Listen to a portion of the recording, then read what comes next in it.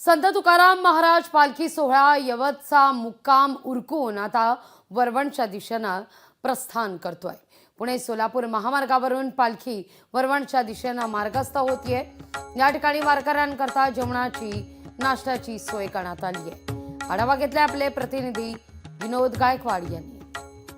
जगद्गुरु संत तुकाराम महाराज पालखी सोहळा यवतचा मुक्काम उरकून आता वरवणच्या दिशेने खरतर मार्गाचा झालाय। पुणे सोलापूर या महामार्गावरून ही पालखी जात असते आणि या बाजूला जर हे आपण पाहिलं तर ही जी काय गर्दी आहे ती सकाळच्या वेळी आपल्याला गर्दी खरं तर इथून जे काही शेजारचे जे काय स्थानिक आहेत ते खरं तर या ठिकाणी या वारकऱ्यांना सकाळी भोजनासाठी किंवा नाश्त्याची सोय खरं तर या ठिकाणी करण्यात येते। या ठिकाणी जर आपण पाहिलं तर वारकऱ्यांनी अशा पद्धतीने या ठिकाणी खरं तर रांग लावलेली आहे। या बाजूला आपण जर पाहिलं तर हे जे काही वारकरी खरं तर या ठिकाणी नाश्त्याचा खरं तर सोय केल्यामुळे ते एक आनंद देखील पाहायला मिळत आहे।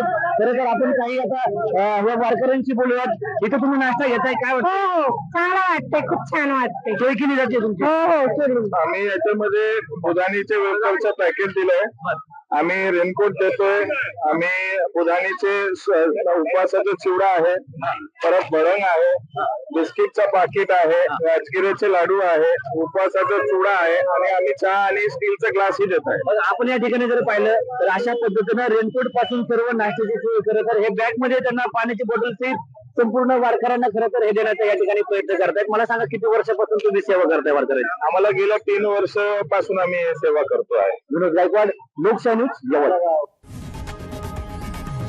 लोकशाही मराठी ऐका, पहा, जागरूक रहा।